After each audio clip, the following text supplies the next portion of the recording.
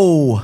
Friday the 13th. Are you kidding me? Today, Built by Becker just hit 1 million views on YouTube.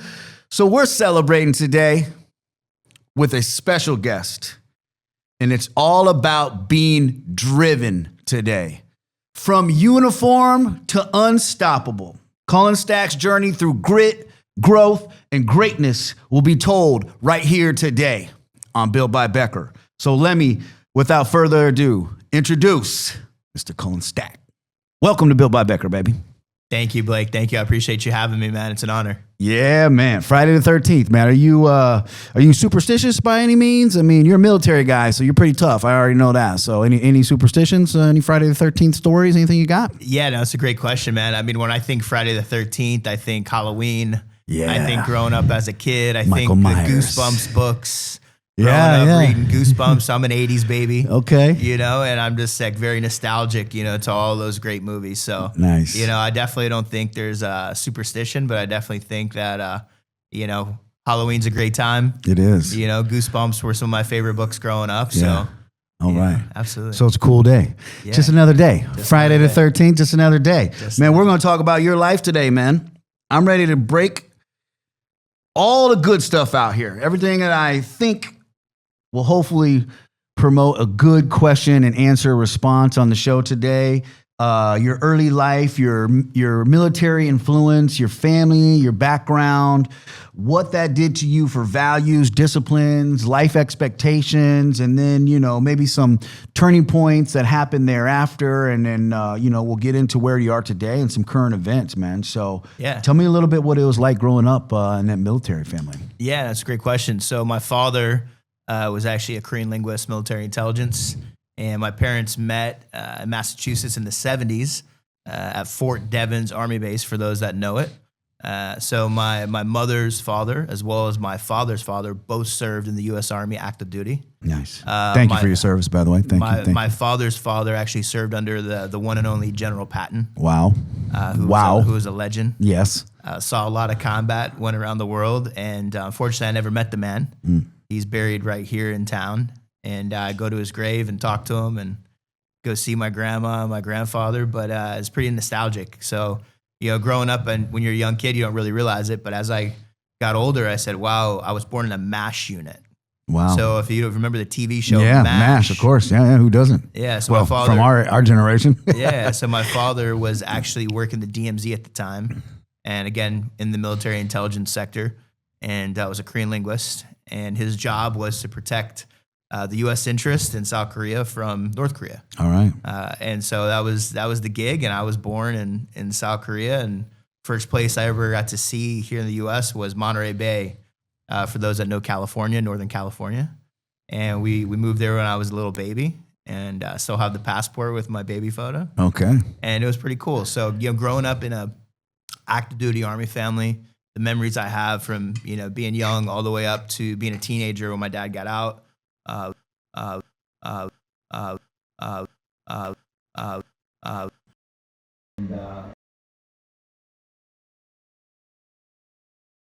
Wow. So he went in the government contracting space. For those that know, the big five that kind of do that. And so I grew up in a family of military.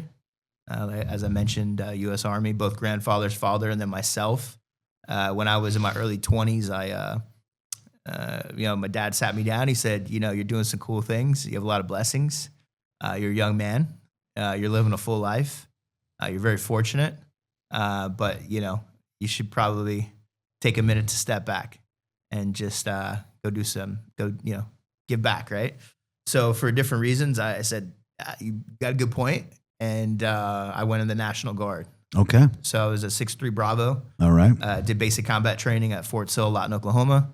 And I did my AIT, Advanced Individual Training, at Fort Jackson, Columbia, South Carolina. So, yeah, it's been fun. It's been an honor. And, you know, growing up, I would definitely say it was the culture of being able to see different countries, being able to live really in every part of the United States, from the West Coast to the East Coast to the South to the North, Northeast, spending time in D.C., Massachusetts, Arizona, Texas, California, Florida, you really get a vast array of different cultures. Now, did you move all those places because of being in a military family? Correct. So how was it with like friends and moving to schools? And I've heard these kind of things can kind of upset the apple cart, so to speak. Yeah, right? it's a great question. So, going back in my memory, it's probably every year and a half to 2 years we moved. Yeah. So I grew up, again, being born into it in a MASH unit in a combat hospital in South Korea, all the way through to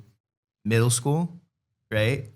Being told every year and a half, 2 years, like, hey, time to move. Yeah. And sometimes you had orders. I remember one time we had orders to move to Hawaii. Yeah. And we sold everything. And I'm second of 4 kids. Dad didn't have a lot of money. And all of a sudden it was like, no, you're not moving to Hawaii. You're moving to Massachusetts. Oh, that's a culture shock. Hang 10 to, yeah. Snowman. Yeah, that's it. Cold weather. Yeah, Massachusetts. What are we doing up here? Yeah, so it's I would say it was a journey, and one of the biggest things that I'd probably take away from being born into it, both my grandfathers, my father, was really a keen understanding of emotional intelligence, being aware of your surroundings, how to treat people, one of the biggest things I learned at basic combat training that they burned into us was leadership, and that's their core values of the U.S. Army. That's loyalty, duty, respect, selfless service, honor, integrity, and personal courage. Okay. And those are great things to live by. Yeah. Nothing. So it's nothing wrong with any one of those, right? Yeah. there. And at basic combat training, the biggest thing that they burned into us every minute of every hour was, look, your battle buddy, right? His job is to make sure you're okay and he keeps you alive. Your job is to make sure he's okay. And keep him alive. And you keep him alive. You both do your job. You both come home. Yeah. Right? So train as your life depends on it. Take care of him and he'll take care of you. I love it. Yeah. Yeah, that's good stuff. Yeah. Yeah. Sometimes that kind of motivation is not natural. Therefore, you have to work for it. Absolutely. But coming from a place, from my own experience, where I didn't have a crazy drive or motivation for certain things, but then learned one. My motivation and my drive has been learned. It's been an educational variety, but I have a massive one now. You know what I mean? It's what I live by, these kind of things. But it was something I had to practice. It didn't come natural to me. But that doesn't mean you can't break an old behavior or an old pattern if you rebuild one. And I know our armed services are good at breaking us down to rebuild, a new program. So, I can definitely see that in your actions, man. So, what happened after military life? After middle 20s, what happens to Mr. Stack? Where do you go after that? What do you get into? I heard possibly like some golf or maybe something like that. You're pretty good at golf, hitting the ball around. Yeah, so my father was actually, I was born into, again, my dad being number 1, number 2 at the time in the world for all Army golf. Wow. So all through the 70s, mid 70s into the early 90s, 92 to be exact, when my dad got out. He was one of the best, some say the best. So he was all on the all-Army golf team. Why we lived at Fort Ord in Monterey was Bayonet Black Horse was where all the pros would come to train before the U.S. Open, before the Bob Hope Classic, before the AT&T Pro-Am, right? All these legendary, what is Spanish Bay, Cypress Point, Pebble Beach, Torrey Pines, Monterey Bay Country Club, all the great golf courses on 17-Mile Drive. My dad played them all. Okay. I grew up at a toddler age, knee high, going to all these, I don't know where I'm at, I'm just a little kid. But my dad was playing with persimmons and blades and before technology, right? Before titanium, before graphite, before all this amazing. So that was in your younger years. That was in my younger years. Got it. That was in your younger years. Golf is what brought me into entrepreneurship. I actually dropped out of school in 8th grade due to some personal circumstances with family. My parents had separated and there was a lot of kind of turmoil going on. Yeah. And, I stayed with my dad, myself and my older sibling, and my younger siblings went with my mom. Got it. And so at that time, I remember wanting to just put myself into something. And I said, hey, I'm not going to school. I'm going to go to work. And my parents told me, they said, hey, if you go find a job, right, we'll support you, right? But you're going to have to homeschool, and then you go to work, and you're going to have to take the bus to work because I'm driving 2 hours to work myself, and I can't take you. Yeah. So it was a pretty interesting dynamic at a young age to make that decision and then have support. How do you feel about your parents letting you make that decision? I believe that due to my environment and due to the circumstances at the time, that they knew it was probably the best thing for me because they knew I was hard-headed. They knew I was hard-headed probably now that I look back on it because a lot of the emotional distress that was going on in the household, which I know a lot of people can relate to and have gone through their own trials and tribulations with their parents and growing up in different environments. And they knew that I wasn't going to settle, and I was very temperamental. Yeah, I can identify with that. Yeah, and so I would say it was probably the best thing for me, and I was good enough playing the game at the time. They let you do what you want, but yet they put stipulations on how you're going to do it. Yeah, you can do that, but you're going to get a job, and you're going to take a bus, and you're going to do homeschool. Yeah. You know what I mean? So yeah, you can have your cake, but you're going to have to make it. Yeah. You know what I mean? Yeah.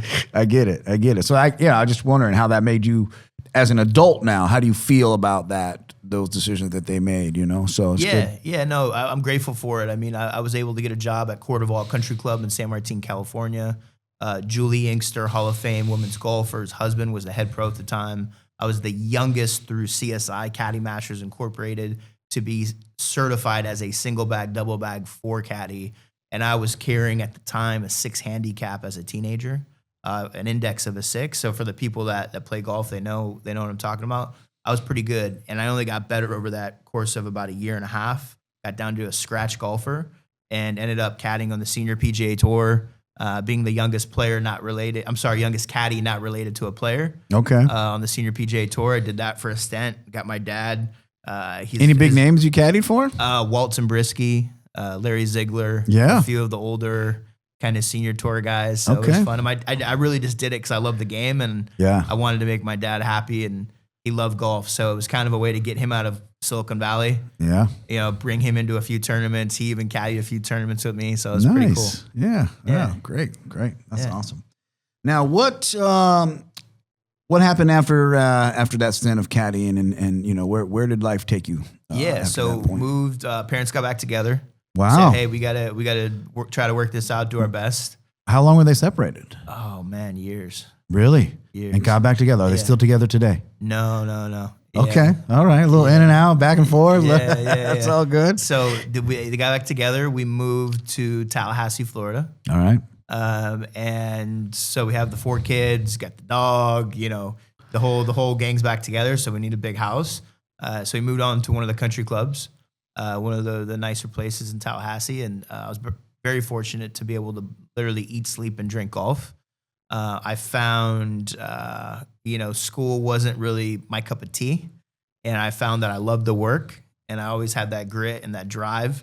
I was very driven and very motivated to really pave my own path because I grew up with a mother that was very loving, but I always was told no because dad was the breadwinner and mom was nervous about finances, right? And I know a lot of people can relate to that.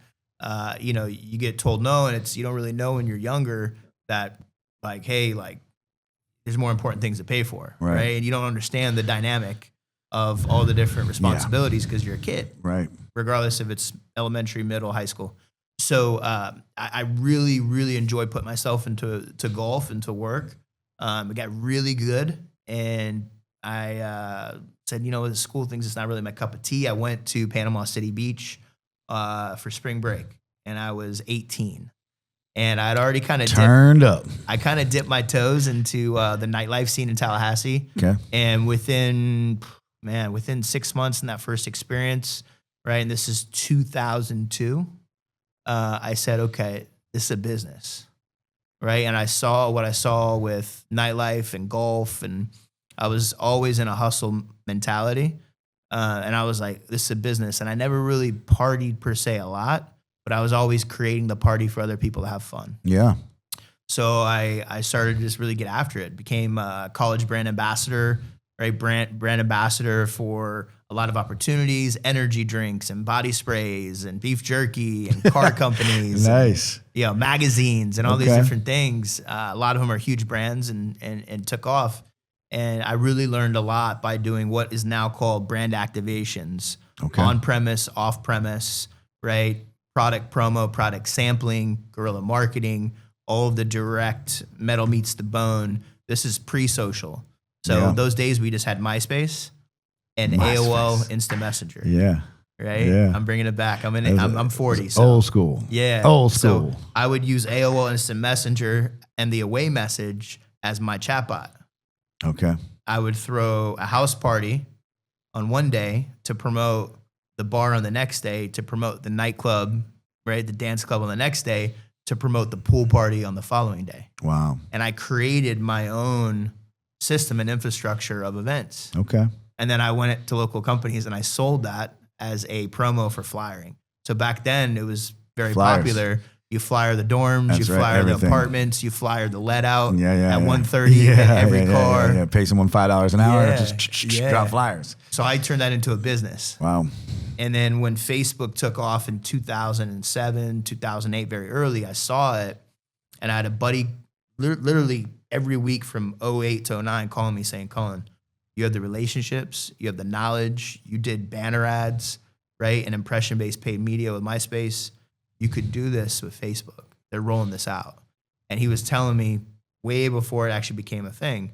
So we started doing that. That took off, built a marketing agency very early, 2009, but it was just a hustle. It was just knowing what to do and where to go. Yeah. That was the secret sauce. The how is not really the secret sauce, right? Especially where the internet is now and social media, everybody has access to the how. They don't know the what and where. Yeah. They don't know the proper way to do things, but they may have an understanding of how to do it, but it doesn't mean it's going to work. Right. So that was how I cut my teeth, and that got me into just right place, right time. A lot of applied knowledge, a lot of literally just not stopping. What kind of people did you meet doing that? Did you meet any cool people? I met a lot of cool people. So what kind of people? Oh man, so let's go down the list. So 50 Cent, Lil Flip, Scott Storch, really all the kind of first kind of pioneers of that new wave of hip hop and music and R&B. Fahim Najim, T-Pain, Tallahassee Payne. Booking a lot of this talent for a lot of these parties and these organizations, right? And just festivals and nightclubs and doing all this stuff with Spring Break at Panama City Beach and Tallahassee and traveling and going to Mexico, going to Jamaica. Really, it took me around to a lot of opportunities to see that, the world was starting to change, right? Between 2004 to 2009. Yeah. Right now, social media pops up really heavy. 2009, Instagram used to be landscape photography. A lot of people don't know that, right? And the model was introduced to landscape photography. And then all of a sudden it became a model thing. And then all of a sudden it became an influence thing. Mm-hmm. And then all of a sudden it became a brand, a personal brand, a business brand. And then all these other companies, Snapchat, spawned off of Twitter. I remember I got my Instagram account in 2011. Wow. That's when I started mine. Wow. Yeah. I remember someone saying, hey, you don't have Instagram? And I was like, I don't even know what it is. I remember seeing this little camera app thing and I was like, cool, I'll do it. And I remember there wasn't a lot of people on it, but I had mine connected to Facebook. It allowed you to do it then. You know what I mean? Like I was able to post both places, started in 2011. And it's been nothing but craziness ever since. That's awesome. Yeah. That's awesome. Yeah. So from 2009 to 2014, what did you do? 2009 through 2014. So 2012, when my dad was working in Tampa at the time. He was working at MacDill Air Force Base. Actually, 2011 and 2012. CENTCOM, SOCOM, SAIC, and he was doing some pretty high profile stuff over there with helping end the war. And his background is military intelligence and a linguist. Was working with General Petraeus at the time on a team that helped end the war. And so I spent time with my dad in Tampa. I was single at the time. So I had a lot of friends up there. Tampa, I love Tampa. I think it's one of the greatest places in Florida. outside of where we are here. Shout out to Tampa, but Naples is home. Naples is home. That's right. Beautiful, sunny Southwest Florida.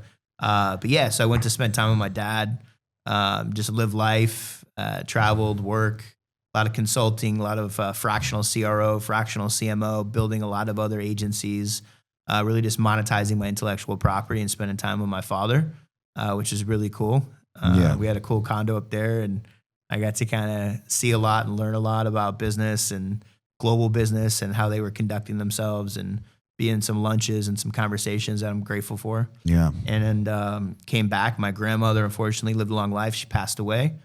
So we came back to settle the affairs of the family on my dad's side, and I never left Naples. So, wow. From 12 to 14, I was really just working, staying focused on building different projects, doing cool things with cool people, and then started a family in 2014. Wow. Yeah. That's what I was getting at. So started a family. So tell me a little bit about that. Like, let's dive into that. So from the parties to all the celebrities to settling down in Naples, Florida, and getting married, having kids. Yeah. What's the story? So I was like a lot of, some people may not say this, but as a lot of young men, I was, enjoying myself. And, one thing that I realized at that time in life, and talking to my dad and a few other people that were close to me and my family, I really needed to dial in. I was getting into my late 20s, right? And it was kind of that same lifestyle. It was like you could almost look at certain years and certain parts of my 20s, and it almost seemed like it was one big movie. Yeah. Right? And it's fun, and I'm grateful for the experiences, and I'm grateful for the memories. But I said, man, there's more to life. Yeah. You can only go on so many cruises. Yeah. You can only have so many cocktails. You can only pop so many bottles. You can only celebrate for so many celebrations of so many things. There has to be substance. There has to be meaning. So I was fortunate to meet my. It is fun, but it's shallow. Yeah. Right. It's fun and For it's sure. good, but like it is, it's not fulfilling For sure. forever. Absolutely. You know what I mean? There's a period of time when it's fun and it's fulfilling, but Yeah. it's not 100% sustainable. Yeah. To your point, it's very temporary. Yeah. So you're constantly doing it over and over and over. Yeah, to get that fulfillment. So Correct. you have to chase something else. You have to, it's the Correct. next party, the next bottle, the next celebrity, the next club, the next event, Yeah. And at some point, it's just the next event. Yeah. You know what I mean? Yeah. It's just another event. Yeah. It's another thing. Yeah. So I was fortunate to meet a woman that, was carrying her own, was able to, bring substance and intellect and personality, and, wasn't just trying to take advantage of my current situation as far as what I could do. And, I'd been in a few relationships where I kind of set myself up, now I can look back and realize I kind of set myself up as like, this is the dynamic, and, I'm doing everything. And, it was cool. It was cool to meet somebody and that could really kind of build a home and had some substance and had a career and had really kind of had it together. I hadn't spent enough time with women through my 20s that had it together. Yeah. Yeah. That makes sense. Yeah. That makes sense. Yeah. So that's cool, man. What have been some of your trials and tribulations that you've been through on this journey, either before marriage or even after marriage? We all come across these things. We all have these things that, a lot of times we don't get to hear about those. You get to see the perfect picture on Instagram. You get to see what looks like the perfect life on social media. But what are the things that have been troublesome and things you've had to climb over as hurdles or challenges? Yeah, it's a great question. So, growing up, I was introduced to the fast life. I would say my dad, through golf, brought me around a lot of adult experiences. When I say adult experiences, drinking, smoking, gambling, right? Things that are adult decisions. And at a very young age, I was, teenager, introduced to, drinking's normal. Smoking cigarettes is normal. Gambling on the golf course and playing poker in the locker room, over a turkey sandwich is normal, and so that definitely created addictive choices of mine throughout life. I'm not going to say at times, I genuinely feel like a lot of the lessons and losses really gave me the ability to have the application of execution to be successful. So I don't have a pity party about it.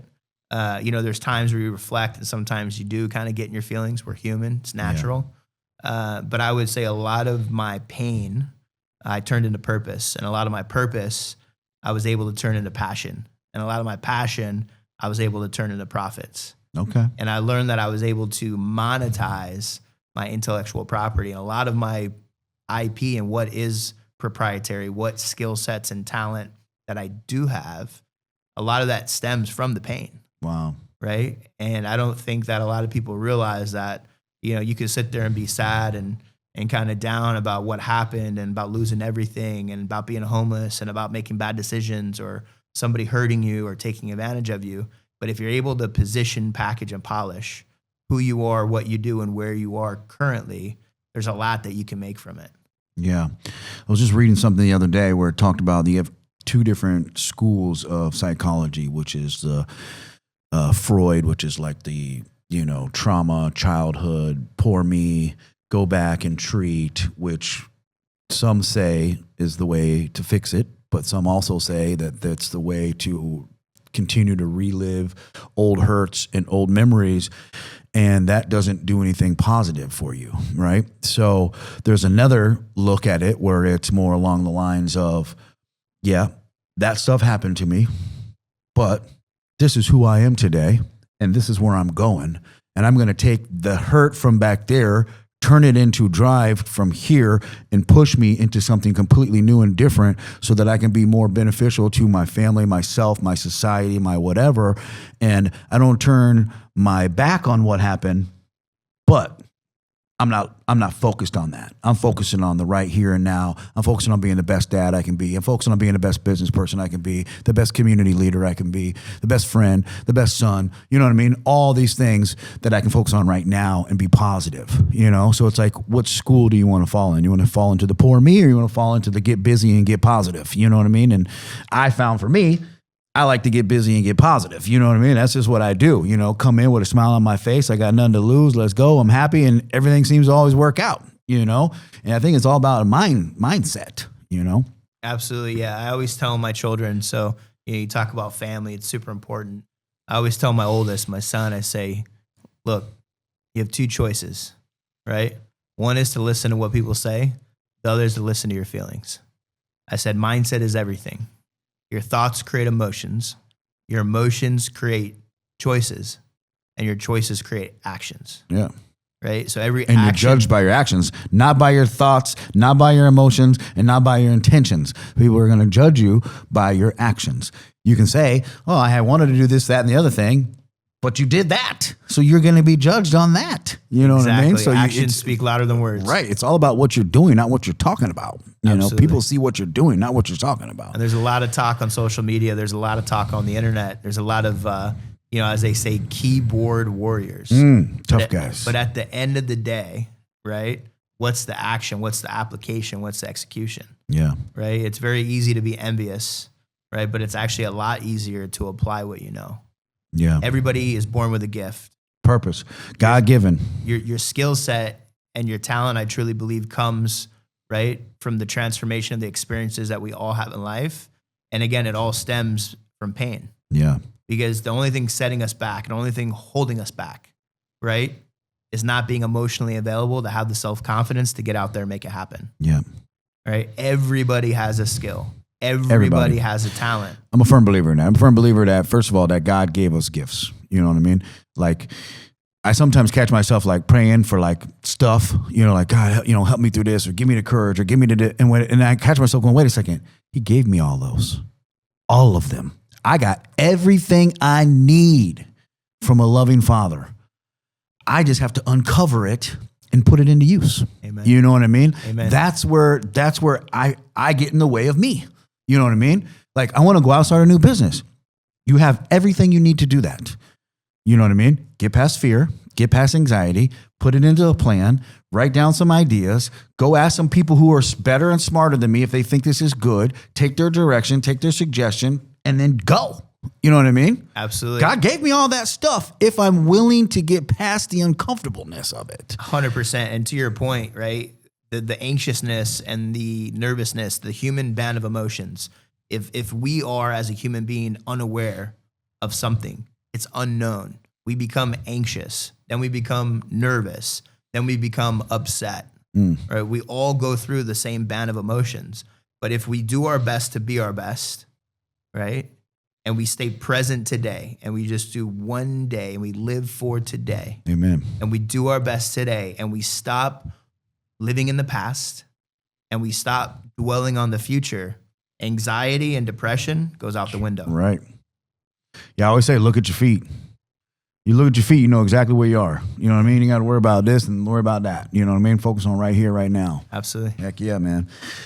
What is it that you're doing today, man? You got your footing in high ticket sales, AI stuff, digital marketing, click funneling, intellectual property. Man, you talk these real big, cool words, but maybe people like me who just recently didn't know what some of that stuff was, but who has now learned it, studied it, implemented it into a couple different areas of my businesses, have learned that this is very valuable stuff, man. What is it that you do today? Give me a little pitch on what it is that you do.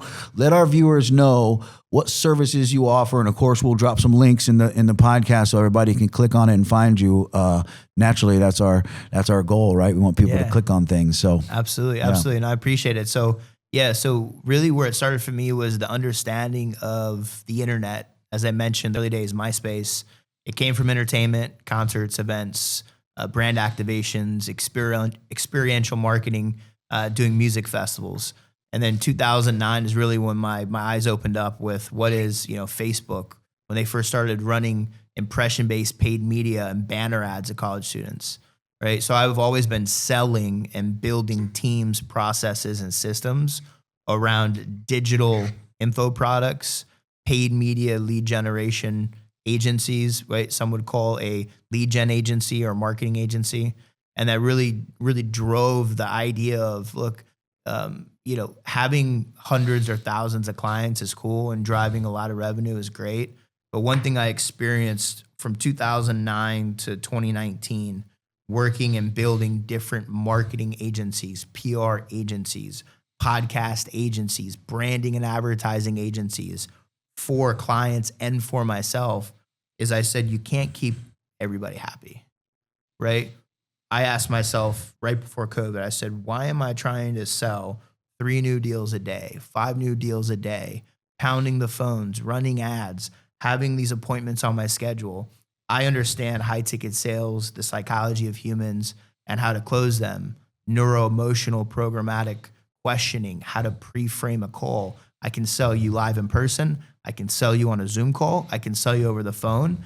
And that became somewhat of a obsession for me, because I knew most people didn't have the skill of the art of the deal, how to go for the ask, how to close a deal, how to nurture somebody, how to build rapport quickly, how to onboard them properly, and then how to communicate to the team, right? How to actually fulfill that service. Yeah. How do you build that blueprint? How do you actually build that house? High ticket sales are great as long as you can produce the end result. Yeah. Yeah. So the it's cake not that you're selling. Yeah. It's all good to be a slick talker. You know what I mean? But can you produce the end product? Absolutely. Yeah. So that was really where my, exactly to your point, my love for what I learned was, look, it's hard to sell. Most people can't. Public speaking is the number one fear of the average person. Public speaking is actually not that difficult if you really are intentional with what you're saying. Yeah, if you're passionate and you're comfortable in your topic, it's easy. But if I have to give a dissertation on, literature, I'm going to fail today. I'm not. That's not my thing. But you asked me to talk about, my car or my business or some stuff about God. Like, those are topics I love.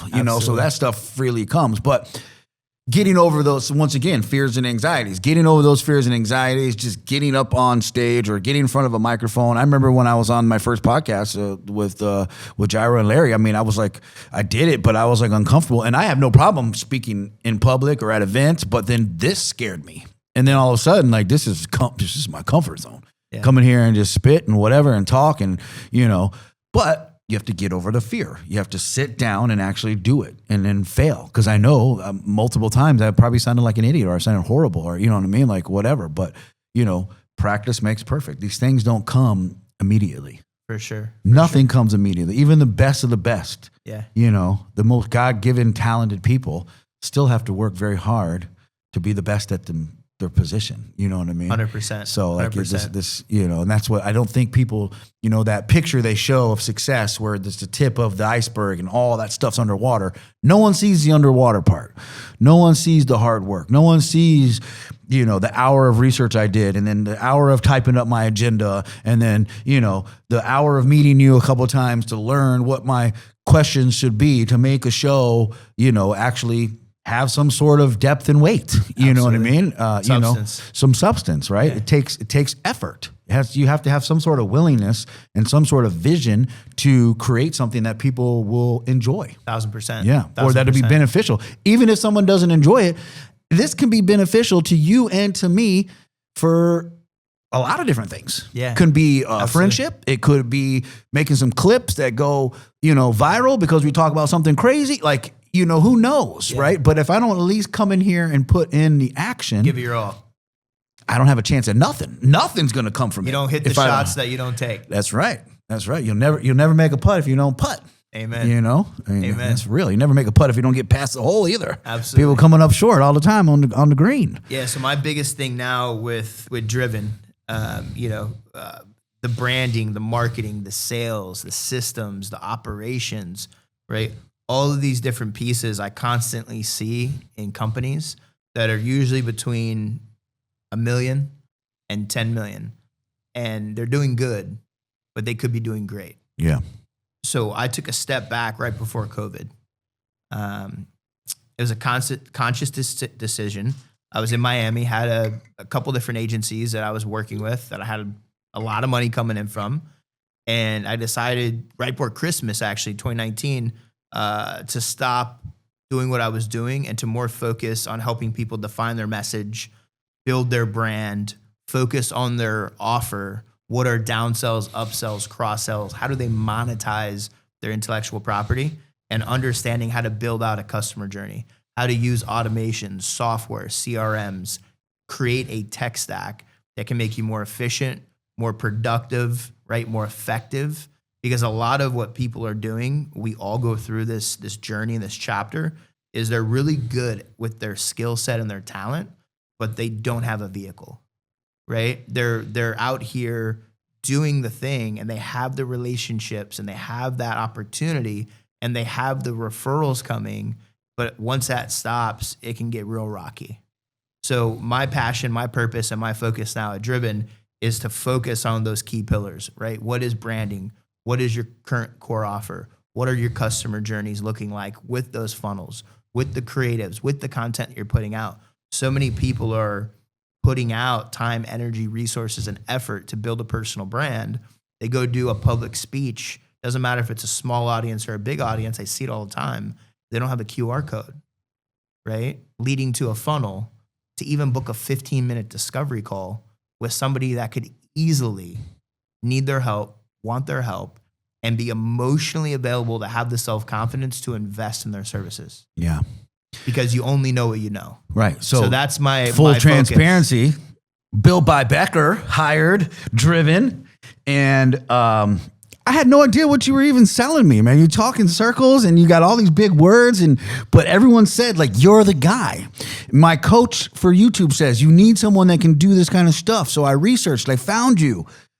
But when you talk to me, it was like the wires didn't connect in my brain. I didn't understand until I understood. We've had multiple meetings now. We've had multiple visionary strategies, and we've put things into action, into place. Absolutely. And now, yesterday's meeting, where I see where it's going, I see what's happening. I think you saw my creative brain click like, oh, bet.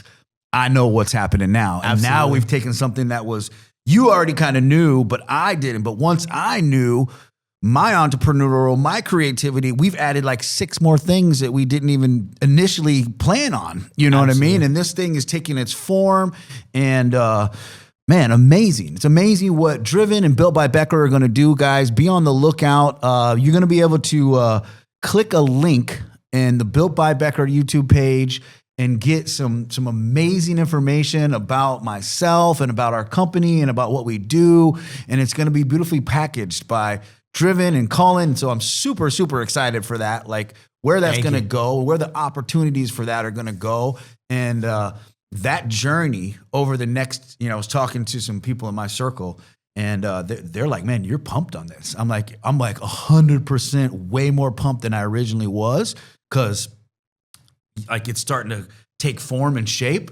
And I see this vehicle, and it's a nice vehicle. This ain't no hoopty. This vehicle is nice. It's clean on the outside, cream on the inside. This thing's going to take us somewhere, man. I'm excited for it, Yes, bro. sir. Let's go. I really am. I'm excited. Built by Becker. And we got a couple other things I'm not even going to drop yet that we got coming up. And, great minds think alike, and we got the same vibe, and we're kind of doing some of the same things. We know a lot of the same people and come from similar struggles and overcoming some of those things. So, I think God puts people like that into our circles, into our lives, and, we get the opportunity to ride with them and to do things with them. And I know, we already know. So we got stuff popping, so that's going to be... Energy goes where energy flows. Man, for sure. And it's just, you bring good vibes. You always got a smile on your face, man. So Driven, Built by Becker. Man, be on the lookout, man. Big things are going to happen, and we're going to put the links for all your stuff so people can contact you, get a hold of you. Man, this guy's Built by Becker approved. He's Blake Becker approved. He's Becker Custom Builders approved. This guy's doing big things right here in Naples, Florida.